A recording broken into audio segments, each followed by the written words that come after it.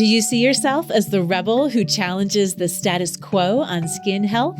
Learn how to be a critical thinker, discover innovative solutions to skin conditions, and facilitate individualized healing on a deeper level with Truth Treatment Systems.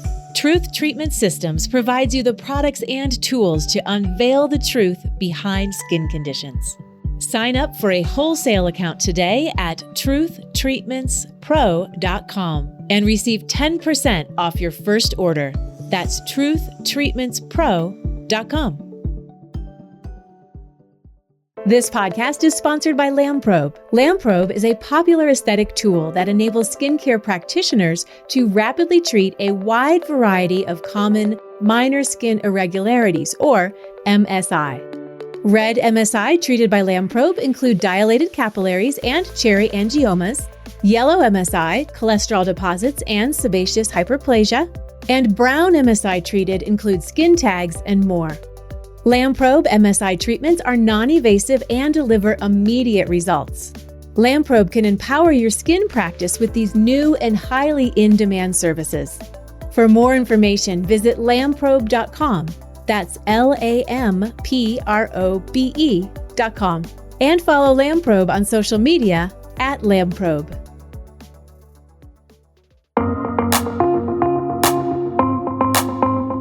Hello and welcome to ASCP and the Rogue Pharmacist with Benjamin Knight Fuchs. In each episode, we will explore how internal and external factors can impact the skin. I'm Maggie Stasek, ASCP's Education Program Manager, and joining me is your favorite skincare formulator and pharmacist, Ben Fuchs. Hey, Ben. Hey, Maggie. Good to see you. Good to see you. Today, we're talking all about colostrum and skincare.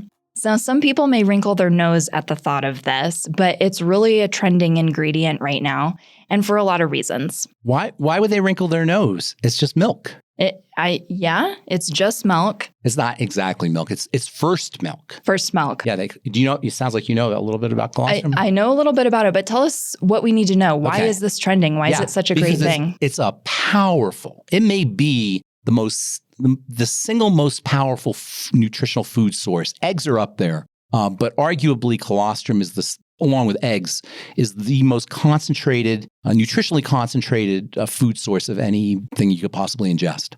It's designed to grow a baby, and it's especially designed to grow a baby's intestine, the intestinal lining.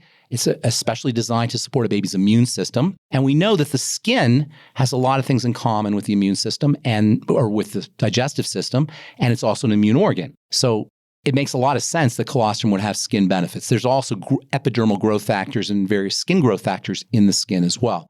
So nature has designed mother's milk to be, and colostrum they call it first milk. It's the first mother's milk. It's the most concentrated form of mother's milk in terms of nutritional value and nutritional contents. Nature has designed mother's milk to be the quintessential food source for baby growing. We're called mammals because we are born early and we depend on mammary glands in order to grow. Mammal babies are born with big heads. Human babies are especially born with big heads because we've got big brains. But in order for the baby to come out of the birth canal, the head and the baby is not fully developed, so that the baby can come out of the birth canal without causing. It's already stressful for the baby to come out of the birth canal, but nature has designed the physiology of the baby to mature after birth. So it requires the physiology of the baby, the development of the physiology of the baby requires growth factors. Nature has set up a system where the baby will be born early, and those growth factors will support the rest of the baby's growth. And that's why babies, when they're born, their intestine is premature, it's not fully developed, their digestive tract is not fully developed, and their immune system is not fully developed either. Nature set it up so that the growth factors in the mother's milk will grow the baby. So mother's milk is loaded with growth factors. It's loaded with immune factors, all of which are designed to build the baby's immune system and to grow the baby, particularly at the level of the digestive system, after birth. So mother's milk is incredibly nutritional, and colostrum is the most powerful form of mother's milk. So colostrum as a nutritional supplement is incredible, because it's got all of these wonderful nutrients in it that are supposed to grow a baby, but they'll grow anybody. They'll grow any kind of human. So colostrum as a nutritional supplement is one of the most fabulous nutritional supplements you could ever ingest, especially for the immune system and especially for the digestive system, for the intestine, for folks who have leaky gut or have any kind of intestinal problem, Crohn's disease, ulcerative colitis. Colostrum can be a godsend. Some of the components in colostrum have actually been used in the COVID protocol for fighting COVID. There's a special molecule in colostrum called lactoferrin. In fact, lactoferrin makes up a good 10 or 15% of colostrum and mother's milk. And lactoferrin has powerful antibacterial and antiviral properties. It's one of nature's most effective antimicrobials. And it's in mother's milk and it's in colostrum. There's also various growth factors that are specifically designed for growing epithelia, the covering tissue, the lining of the intestine, as well as the skin. And colostrum also has all of the building amino acids and growth peptides. So internally, colostrum is fabulous. But as it turns out, colostrum's got some interesting skin benefits too. Now, it is water-soluble, colostrum, so you're not going to necessarily get the colostrum through the skin. But as we talked about with ATP, if there's wounds or after a peel or after a laser procedure or even after exfoliation at home, when the stratum corneum is a little disturbed, putting colostrum in the skin can have some interesting healing and interesting anti-aging benefits. Post-wounding or post-burns or trauma, colostrum can also have some healing benefits as well. It isn't necessarily going to get through the stratum corneum. It might have a little bit of a benefit if you put it in a cream, but in a mask, if you can make a colostrum mask or use a patch and put colostrum underneath the patch, that can help drive the colostrum into the lower levels. It really needs to be into the cells where the basal layer and into the dermis if you're going to get the good benefits from colostrum. But really, colostrum shines as an internal nutritional supplement. And I can't think of very many nutritional supplements that are more well-rounded for building and for fighting diseases or for supporting immunity than colostrum. That was one of my questions, was it being applied topically and is it really absorbed into the skin? So you answered that for me. So if it is being applied topically and we're seeing that trending right now, how is this added to a product and made stable? That's a very good question because it's very unstable. It's hard to stabilize colostrum. That's why you don't see it in a lot of products. However, even if it's unstable or even if it's destabilized, the proteins in colostrum and proteins in general have a hygroscopic water trapping property. So they can leave the surface of the skin, even if they're not biologically active. From a mechanical perspective, they can absorb water and it can act like a pretty nice moisturizer. In a product, you're not going to be able to get the wonderful advantages, the growth factors and the immune supporting factors in a product necessarily. But what you can do is you can make your own. You can buy colostrum powder. It goes right into water, and you can make a colostrum spray. Or you can add colostrum to your favorite topical product. You can add colostrum to your favorite mask and put it in a mask. And masks in general are effective because active ingredients sit on the surface longer, and they're usually in higher concentrations in masks than they are in creams or lotions. And so masks are really a good way to deliver certain active materials. So if you have a mask that you like a clay mask of some kind that you like, put colostrum in there and then just leave it on your skin. Or your favorite cream or lotion, you can add colostrum in it too. But when it's dehydrated and becomes a powder, isn't it losing those properties? Absolutely. It's going to lose a lot of its properties in a powder, but it'll still maintain a lot of it too. But really, breast milk is so fabulous. And when you think about it, it's designed to grow tissue. It's designed to grow a being.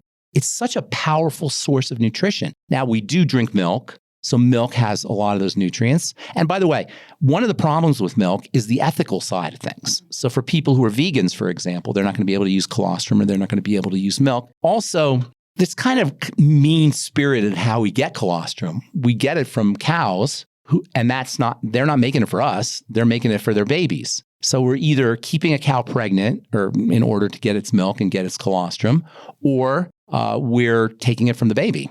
So there's ethics that are involved with milk and with colostrum. And then, of course, because of all the immune factors and all the proteins, some people can react to colostrum or react to milk. There's no lactose. If you're lactose intolerant, there's not a lot of lactose anyway. So you don't have to really worry about lactose. But anytime you have a food that is highly active, has lots of peptides in it, lots of immune factors in it, you can get reactions. So there's that side of things too. Sometimes people will react to colostrum, although not as reactive as milk. And sometimes people will react to milk. So it's not like the 100% perfect in the sense that it's reactive, but as far as nutritional value goes, it's hard to beat. Now, what about people that have things like eczema or psoriasis? Yes, ma'am. Yes, ma'am. Absolutely. Burns. I would use colostrum right on it if you don't have any problems with it, with reactivity, or if you're not a vegan.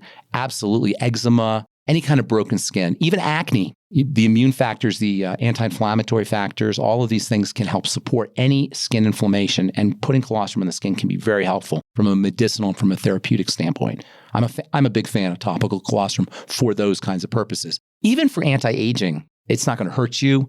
I don't know that you'll necessarily get the wonderful benefits that you would post-burns or post-trauma, but it's definitely not going to hurt you, and it sure will make your skin feel good because of all those proteins and the hygroscopic properties of those proteins. Do you do colostrum? Have you done it? No, I've never done it. If you know anybody who has leaky gut, or anybody who has any kind of like IBS or ulcerative colitis or any of those things, colostrum is absolutely amazing for the digestive system. As you know, a lot of skin problems are secondary to leaky gut. So by using colostrum to patch up a leaky gut or to repair a leaky intestine, you might be able to help prevent or help reduce or eliminate skin problems. And that includes acne, by the way. Interesting. Yeah. Because it has antimicrobial properties? Because it has antimicrobial and immune boosting properties. You got to be a little bit careful with colostrum and with milk because sometimes people will react when you take it internally. But I've seen remarkable things for the digestive system with colostrum. And I take colostrum not every day, but 5 or 6 times a week I put it in my smoothie. That concludes our show for today, and we thank you for listening. But if you just can't get enough of Ben Fuchs, the ASCP Rogue Pharmacist, you can listen to his syndicated radio program at brightsideben.com. For more information on this episode, or for ways to connect with Ben Fuchs or to learn more about ASCP, check out the show notes.